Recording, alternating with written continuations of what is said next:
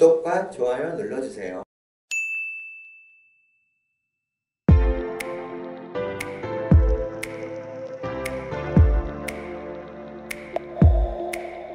저희 보라지행 분들한테 미리 서민 교수님께서 이제 랜선 보라쇼를 할 거라고 예고 피드를 올렸더니 많은 분들이 이제 댓글로 질문을 남겨주셨는데요. 그 중에 좀 이제 몇 가지 추려서 여쭤보면은 답변해주시는. 먼저 이 말씀 드리겠습니다. 질문지를 보고 굉장히 놀랐습니다. 정말 이렇게 수준 높은 질문을 하다니.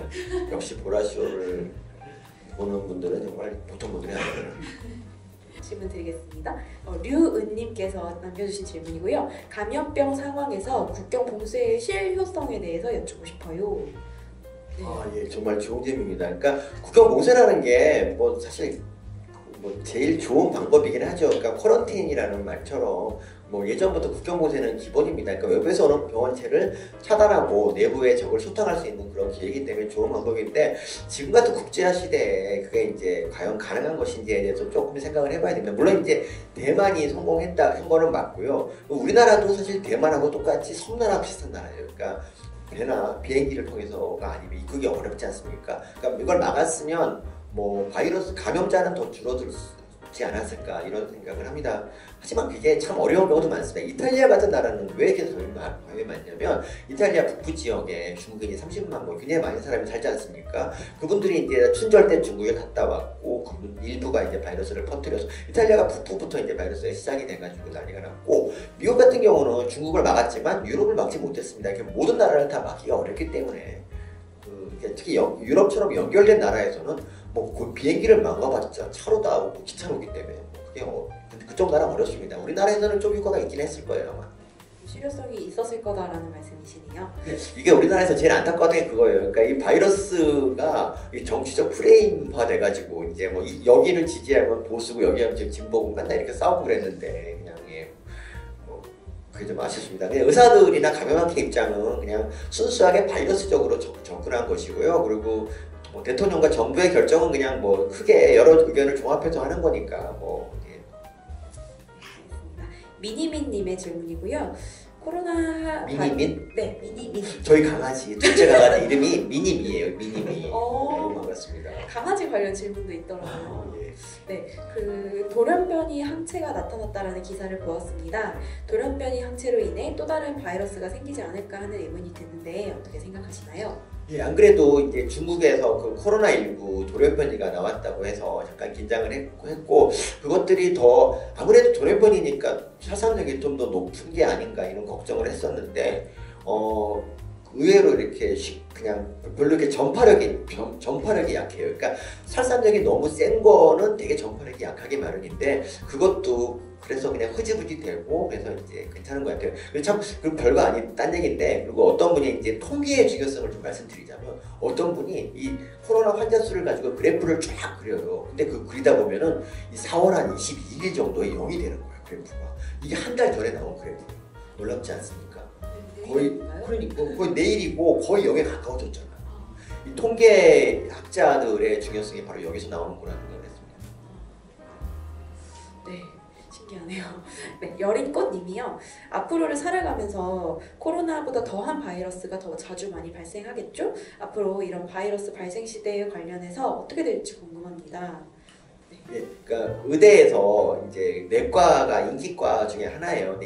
내과도 여러 개가 있습니다. 신장이나 뭐 폐 다루는 애가 있고 심장이나 뭐 여러 가지 과가, 내과만 해도 뭐 20개 이상의 분과가 있습니다. 근데 그 중에서 90년 초만 해도 인기 제일 없는 과가 감염내과였어요. 그때만 해도 항생제가 이제 만들어지고 그래서 웬만한 세균들은 다 컨트롤할 수 있다고 생각을 했던 거죠. 근데 슈퍼박테리아 같은 게 이제 점점 나오기 시작하고, 그리고 97년에 그 조류독감이 나왔지 않습니까? 조류독감 나오고 사스가 나오면서 감염내과가 최고 인기과가 됐어요. 갑자기. 그리고 우리가 이제 이 코로나19 이후 우리는 다른 세계를, 다른 삶을 살게 될 것이다 이렇게 말하는데, 그러니까 그 얘기 뭐냐면 우리가 이제 올해 그 코로나 때문에 마스크 쓰고 손을 막 잘 씻는 덕분에 감기에 사람들이 잘 안 걸렸어요.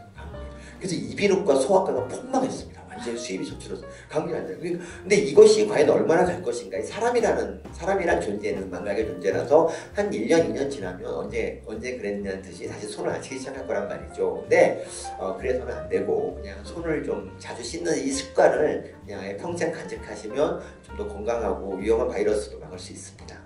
손 씻기의 중요성을 다시 한번 깨닫게 됐고요. 마스크도 마찬가지로 평소에 항상 마스크도 그렇죠. 근데 우리나라는 이게 또 역설인데 우리가 중국 미세먼지 때문에 중국 욕을 굉장히 많이 했잖아요. 근데 그 덕분에 마스크 산업이 좀 발달해 있었어요. 그래서 이번에 그리고 마스크를 밤새 만들면서 전 국민이 쓸 수 있는 그런 마스크가 만들어졌고요. 그래서 그 덕을 좀 중국 덕이라고 할 수는 없는데 미세먼지에 좀 이렇게 대응하다 보니까 마스크 저희 집도 마스크를 못 사가지고 미세먼지 때 쓰던 그 계속 빨아가면서 썼다니까요, 진짜. 그러니까 일장 있는 것 같아요. 뭐든지 그냥 이제 푸념하고 그러지 말고 그냥 좀 이렇게 나중에 쓸 때가 있는 거죠. 그렇죠? 또 그레이스 킴님께서 재작년에 국립국악관 다담 공연에서 서민 교수님 강의를 재밌고 유쾌하게 들었다고 합니다. 기생충을 자세히 보면 예쁘고 귀엽다고 하셔서 그 이후로 자세하게 귀엽게 보려고 노력하고 있는데 이번 코로나19 국면을 맞이하면서 바이러스가 기생충과도 연관이 있는지 궁금해졌어요. 바이러스는 이제 기생충하고 전혀 다른 나쁜 놈이라고 이제 제가 말씀을 드렸는데 그러니까 그런 게 있어요. 그 아까 선생님께서 말라리아에 걸리셨다 그랬었습니까? 이 말라리아가 이 기생충으로 분류를 하긴 하는데 이 말라리아는 사실 엄밀히 따지면 기생충이 아닙니다. 걔네들은 바이러스랑 똑같은 특성을 가지고 있어요. 그러니까 사람 몸에 들어와서 숫자를 늘리고 때로 공격하고 사람을 죽이기까지 하거든요. 우리나라 말라리아는 안 그러는데 어쨌든 외국 말라리아는 뭐 1년에 60만 명을 죽이거든요. 나쁜 놈이에요. 근데 이게 왜 기생충이 됐느냐? 이거는 음모가 있어요. 음모가. 이게 그 이제 미생물을 분류하다 보니까 그냥 핵막, 그러니까 핵이 있으면 핵막이거든요. 핵막이 있는데 미생물하고, 그러니까 세균하고 바이러스는 핵막이 없어요. 근데 말라리아는 핵막이 있어요. 그래서 말라리아는 그냥 기생충 니네가 가져라 해서 저희가 이제 갖게 됐는데 이 분류가 너무 좀 말이 안 된다는 거죠. 그래서 기생충 하면은 정도 어느 정도 덩치가 있고 눈에 보이고 착하고 이런 애들 이런 특성을 봐야 되는데 단지 핵막을 기준으로 이렇게 바이러스를 이렇게 기생충을 분류를 해버리니까 기생충은 착합니다라고 하다가 질문이 나와요. 그럼 말라리아는 뭐냐? 할 말이 없잖아요. 변이 같은 것도 있을 수 있나요? 말라리아는 걔네들은 약에 금방 변이를 일으키니까 저항성을 띠고 아주 나쁜 놈이에요. 진짜 말라리아는 저 그래서 그 버린 자식. 위기생충. 우리 거 아니야 라고 이제 얘기를 하고 있습니다. 약 먹고 금방 치료를 했던 기억이 납니다. 저는. 우리나라 말라리아는 정말 착하죠. 다행이죠 진짜. 그러니까 말라리아가 한 두 종류가 있는데 나쁜 말라리아와 좋은 말라리아. 우리나라 좋은 말라리아고 뭐 말라리아 걸려서 고생을 좀 하셨지만 그래도 말라리아에 대해서 한번 생각해 보시는 계기가 됐고 그리고 해외 나가실 때 말라리아 예방약을 꼭 드셔야 됩니다. 네네네. 그 중요성을 깨닫고 선생님 책에도 보면 말라리아 얘기가 많이 나오잖아요. 그렇죠. 예. 네, 그래서 이게 되게 치사율이 높은데 저는 되게 행운이었구나. 한국에서 걸렸던 게 어떻게 보면 경각심을 또 깨닫는 계기가 되지 않았나 싶습니다. 네, 또 질문 이어서 할게요. 펭귄별님께서 인간이 자연을 계속 파괴해서 바이러스가 자신의 숙주를 야생에서 가축과 인간에게로 바꾸고 있다는 글을 읽었습니다. 인간에게 치명적인 바이러스를 예방할 수 있는 방법이 있을까요? 어쨌든 우리 생활 습관이 이렇게 그냥 계속 더 좋은 걸 먹고 더 편하게 살고자 할 때 바이러스랑 조응하는 건 어쩔 수 없는 것 같습니다. 그래서 우리 삶을 조금 이제 잠깐이라도 바꿔본다면 위험성을 조금이라도 낮출 수 있거든요. 참고로 이번에 이제 제가 의학세계사라는 책을 썼는데 사실 이 코로나19와 관련해서 이 바이러스의 위협에 더 대응하는 좋은 책이 인수공통 모든 전염병의 열쇠라는 책이 있어요. 데이비드 쾌만이라는 사람이 쓴 책인데 그거는 정말 재밌어요. 그러니까 의학세계사를 그냥 커피라고 한다면 그 책은 TOP예요. 너무 훌륭한 책이고 그 책을 한번 다 읽어보시면 이 바이러스 시대에 우리가 어떻게 해야 될지를 잘 알 수 있습니다. 갑자기 다른 분의 책을 홍보해 주시네요. 네, 책 읽는 낭만님께서 코로나19로 질병과 관련된 내용들이 많이 소개가 되고 있는 요즘에 기생충 약을 이용해서 신약 개발을 하고 있는 것들도 있을까요? 그러니까 이게 그 기생충이 이 갑자기 뜨기 시작한 게 그 2016년에 조 티펜스라는 사람이 이제 폐암에 걸렸는데 구충제 먹고 나왔다. 이 SNS 이 한 방이 전 세계를 되게 들끓게 했지 않습니까? 그 뒤로 뭐 뻑하면 이제 뭐 기생충 약 쓰면 어떨까 이런 생각을 많이 하시는데 뭐 그 마음은 이해하겠지만 그 중에서 제대로 듣는 게 없어서 너무 안타깝죠. 이 코로나19 같은 경우도 호주에서 이제 구충제가 이 뭐 코로나19를 죽였다 뭐 이런 이제 실험이 성공해서 잠깐 화제가 됐었는데 그게 뭐냐면 그냥 세포, 그러니까 바이러스를 그냥 세포 속에서 키우다가 약을 넣으니까 바이러스 죽었다는 거거든요. 그러니까 그건 아무 의미 없는 게 우리 사람 몸에 걸린 사람을 낫게 해야 되는데 그게 아니잖아요. 약 개발하는 데는 굉장히 많은 시간이 걸려요. 이 약이 진짜 효과가 있고 부작용이 없는지를 보기 위해서 임상시험이라는 걸 거치거든요. 근데 임상시험이라는 게 뭐 한 8년에서 10년 굉장히 오랜 시간이 걸립니다. 그래서 이거 임상시험 제약회사들이 임상시험에서 대부분 약이 탈락합니다. 뭐 전체의 5%도 살아남지 못하고요. 돈도 많이 들고 그래서 이게 되게 까다로운 과정인데 그래서 이제 코로나19 같은 게 생기면 새로운 약을 만들어서 임상시험을 하고 이게 어렵습니다. 그래서 기존 약 중에서 이거 한번 써볼까 이렇게 되는 거예요. 그 중에 한 대안으로 이제 제시한 게 말라리아 약도 있었고 뭐 그 바이러스 약도 있었으니까 이 구충제도 있었는데 구충제가 뭐 바이러스를 죽이면 참 좋겠는데 아직까지 그런 확률은 별로 없고요. 그런 가짜뉴스에 너무 믿지 마시고 그냥 안 걸리시도록 손 씻고 하는 게 훨씬 좋습니다.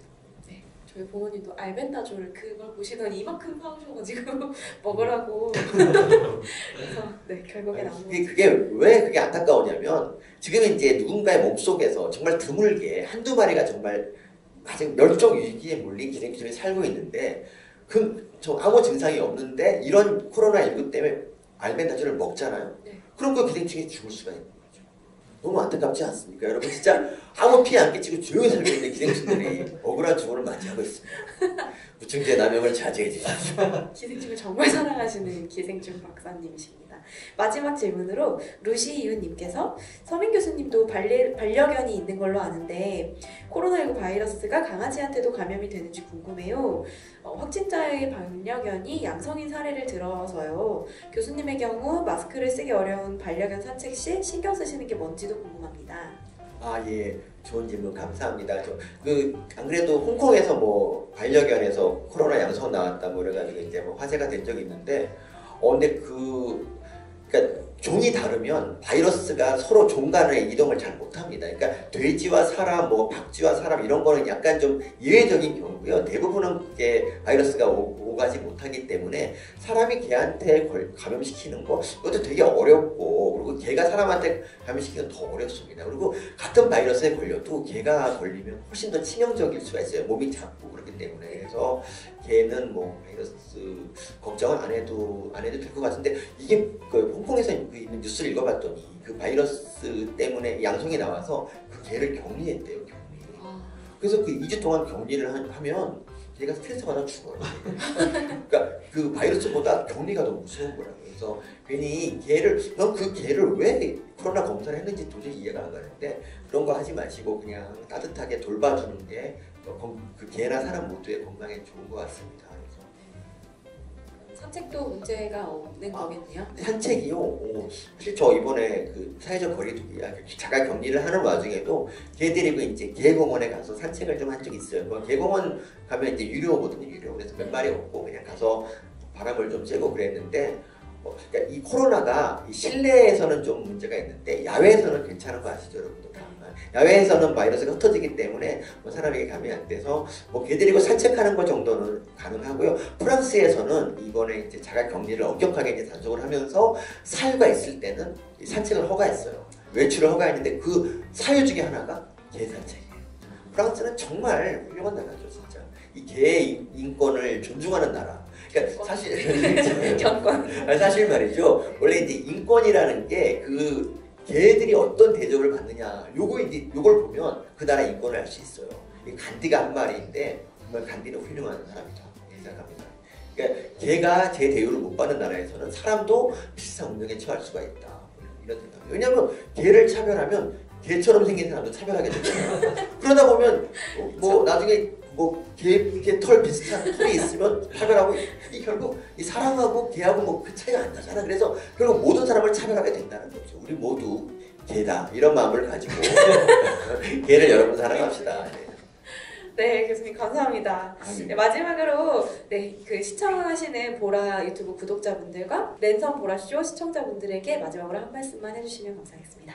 네, 제가 이제 코로나로 자가 격리를 하는 동안에 이제 그 누구한테 이런 말을 들었어요. 요새 유튜브가 그렇게 핫하다. 그래서 유튜브를 전 평생 안 봤는데 유튜브를 보게 됐어요. 그러니까 예를 들면 어떤 스님이, 그러니까 몰래카메라 같은 유튜브 있잖아요. 어떤 스님이 어떤 이제 여자를 만나서 카페에서 대화를 하는데 여자가 이러는 거예요. 다시 돌아오면 안 돼, 오빠. 그러니까 스님이 안 돌아온다고 이제 그냥 나가려고 하다가 여자가 이렇게 말해요.